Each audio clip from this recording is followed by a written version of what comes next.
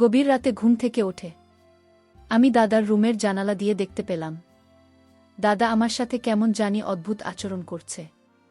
মায়ের সাথে দাদার এরকম আচরণ দেখে আমার চোখ কপালে উঠে গেল। মনে মনে ভাবলাম মা দাদার সাথে এসব কি করছে, আর একটু লজ্জা করে না? বিষয়টা ভাবতেই আমার মাথা ঘুরে যাচ্ছে।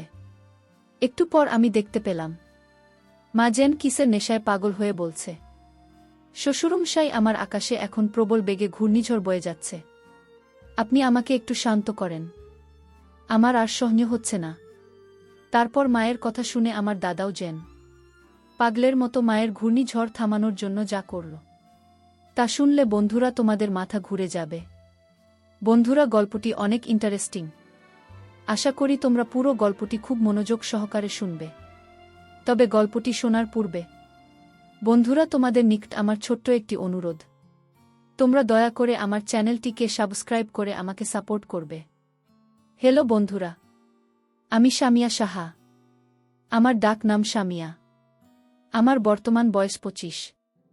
আজকে আমি তোমাদেরকে যে গল্পটা বলবো, তখন আমার বয়স ছিল 8 কিংবা 9 বছর হবে। আমি আমার বাবা মায়ের একমাত্র মেয়ে ছিলাম। আমার বাবা একজন ব্যবসায়ী ছিলেন, আমার মা একজন গৃহিণী ছিলেন। ব্যবসার সুবাদে বাবা ঢাকায় থাকতেন। বাড়িতে থাকতাম আমি, আমার মা এবং আমার দাদা। আমার দাদার অন্য কোনো ছেলে ছিল না আমার বাবা ছাড়া। আমার দাদার বয়স প্রায় 55 থেকে 60 হবে। যদিও দাদার বয়স একটু বেশি, তারপরেও দাদাকে দেখে অনেক শক্তিশালী বলে মনে হতো। আমার বাবা ব্যবসার কাজে ব্যস্ত থাকত। প্রায় 2 থেকে 3 মাস পর পর বাড়ি আসত। মা আর আমি একসাথে থাকতাম। বাবা যখন বাড়িতে আসত, তখন আমি আমাদের বাড়ির গেস্ট রুমে থাকতাম। একা একা থাকতে আমার খুব ভয় করত। তারপরেও অনেক কষ্ট করে থাকতাম আর মনকে সান্ত্বনা দিতাম, এই বলে যে বাবা তো 2 দিন থেকেই চলে যাবে, তারপর তো আমি মায়ের কাছে থাকব। এইভাবে বন্ধুরা, বাবা যখনই আসত, তখনই আমি গেস্ট রুমে রাতে থাকতাম আর বাবা মা একসাথে থাকত। আমাদের বাড়ির গেস্ট রুম ছিল আমার বাবা মায়ের রুমের পাশের রুমে, আর দাদার রুমটা ছিল এর পরে রুমটা। আমাদের ঘরের মোট রুম ছিল 3টা। তারপর বন্ধুরা, বাবা 2 দিন থেকেই চলে গেল। তারপর থেকেই আমি মায়ের সাথে থাকি। এভাবেই চলছিল আমার দিন। কিন্তু হঠাৎ একদিন রাতে ঘটে গেল আমার জীবনে একটা ভয়ানক ঘটনা। একদিন রাতে আমি আর মা একসাথে ঘুমালাম।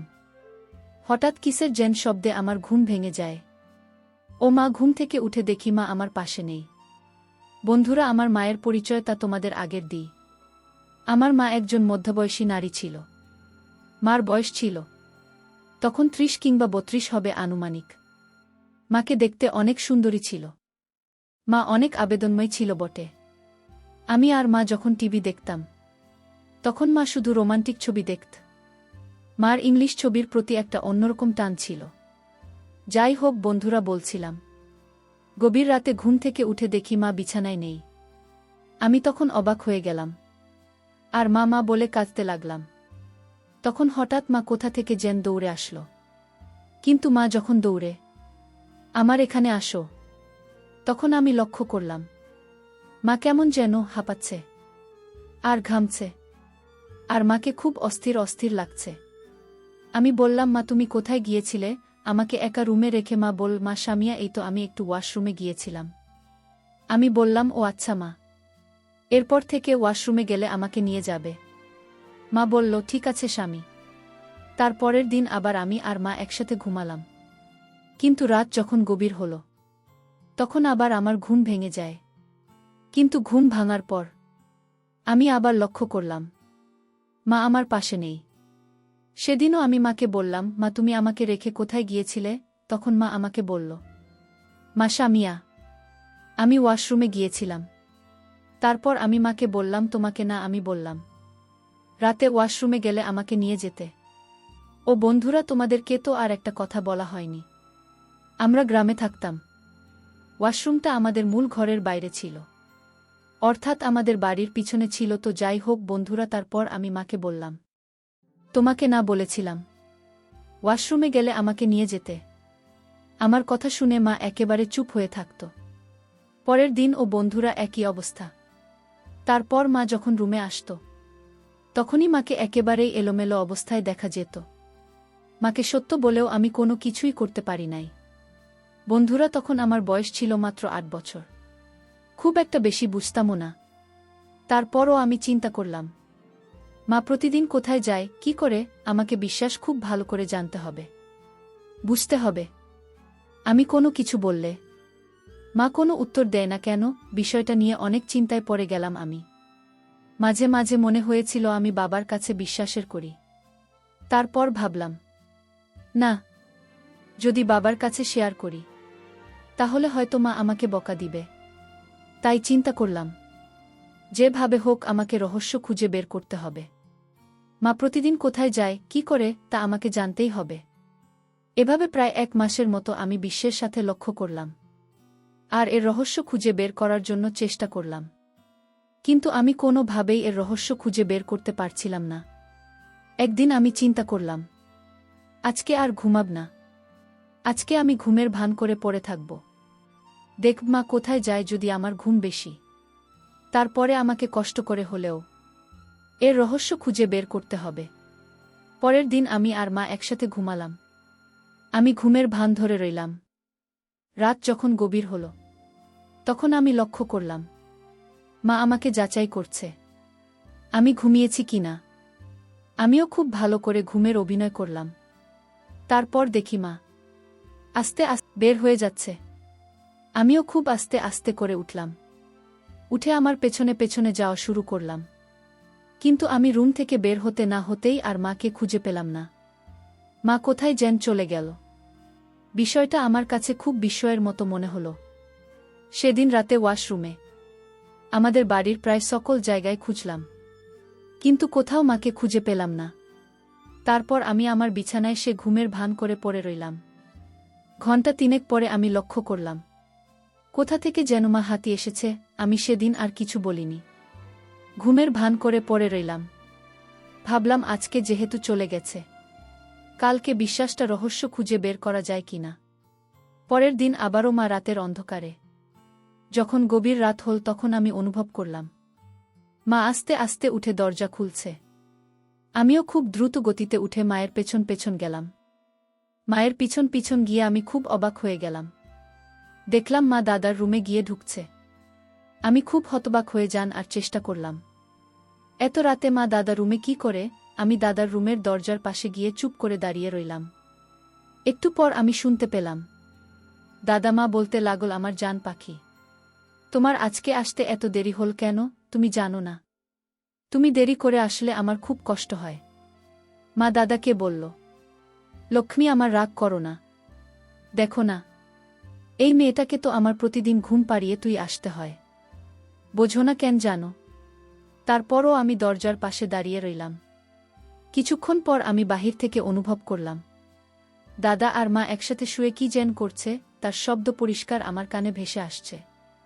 শব্দটা কেমন যেন অদ্ভুত অদ্ভুত লাগছে।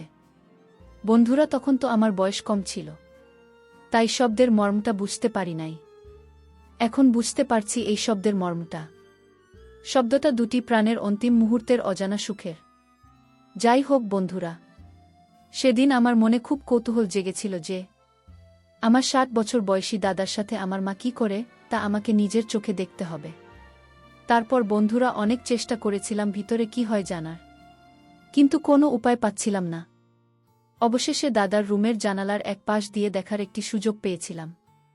দেখলাম মা দাদার সাথে কেমন যেন এক অদ্ভুত আচরণে মগ্ন। দাদা আমার সাথে কেমন যেন এক অদ্ভুত আচরণে মগ্ন। আমার কাছে মনে হয়েছিল তারা যেন কোনো এক সুখের আশায় অজানা কোনো রাজ্যে বিভিন্ন রকম শান্তির খোঁজে ভাসছে। একটু পর আমি দেখতে পেলাম মা যেন কিসের নেশায় পাগল হয়ে বলছে, শ্বশুরমশাই, আমার আকাশে এখন প্রবল বেগে ঘূর্ণিঝড় বয়ে যাচ্ছে, আপনি আমাকে একটু শান্তি করেন, আর শনি হচ্ছে না। তারপর মায়ের কথা শুনে আমার দাদাও যেন পাগলের মতো মায়ের ঘূর্ণিঝড় থামানোর চেষ্টা করছে। আরে দিতে মাঘে একেবারে ছানাবড়া হয়ে গেছে, আর অপরদিকে দাদা আমার ঘূর্ণিঝড় থামানোর জন্য প্রাণপণে চেষ্টা করে যাচ্ছে। দাদা এবং মায়ের এরকম অবস্থা দেখে আমার কাজ মনে হয়েছিল যেন আমার পায়ের নিচ থেকে মাটি সরে যাওয়ার অবস্থা হল। ঘটনাটা দেখার পর আমি কাঁদতে কাঁদতে আমার রুমে চলে আসি। কিন্তু আমার গায়ে যেন কেমন এক অনুভূতি হতে শুরু করল, আর আমার মনটা খুবই খারাপ হয়ে গিয়েছিল। তারপর কিছুক্ষণ কাঁদতে কাঁদতে আমি ঘুমিয়ে যাই। বন্ধুরা, মায়ের এমন অপ্রত্যাশিত অবস্থা দেখে আমার মনের ভিতর রক্তক্ষরণ হচ্ছিল। তারপরেও মায়ের ভুল ধরতে নেই, কারণ মা তো মায়ের। মায়ের কোনো তুলনা এই জগতে হয় না। মা শত ভুল করলেও এই সমাজে, এই ঘুণে ধরা সমাজের কোনো বিচার নেই। আমার গল্পটি বন্ধুরা হয়তো তোমরা একটি বানোয়াট গল্প মনে করতে পারো, কিন্তু পৃথিবীতে এমন কিছু ঘটনা ঘটে যা সাধারণত মানুষ কখনো বিশ্বাসই করতে চায় না।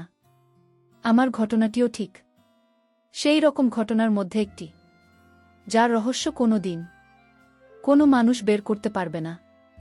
এই অয়াতীত নিষিদ্ধ লীলা, এরকম ধরনের অপ্রত্যাশিত ঘটনা যুগ যুগ ধরে হাজার হাজার ঘটে আসছে, যার সীমাবদ্ধতা শুধু অন্ধকারে ঢেকে থাকে। বন্ধুরা, আজকে এই পর্যন্তই। আবারও আসব তোমাদের মধ্যে নতুন কোনো ভিডিও নিয়ে। ভিডিওটি যদি তোমাদের ভালো লাগে তাহলে একটি লাইক দাও। প্রতিদিন আমি তোমাদেরকে একটা করে নতুন গল্প উপহার দিব, তাই তোমাদেরকে অনুরোধ করে বলছি, তোমরা যদি এরকম ধরনের ইন্টারেস্টিং গল্প পেতে চাও তাহলে দয়া করে আমার চ্যানেলটি সাবস্ক্রাইব করো। পরিশেষে তোমাদের সকলের সুস্বাস্থ্য কামনা করি। ভিডিওটি দেখার জন্য তোমাদের সকলকে অসংখ্য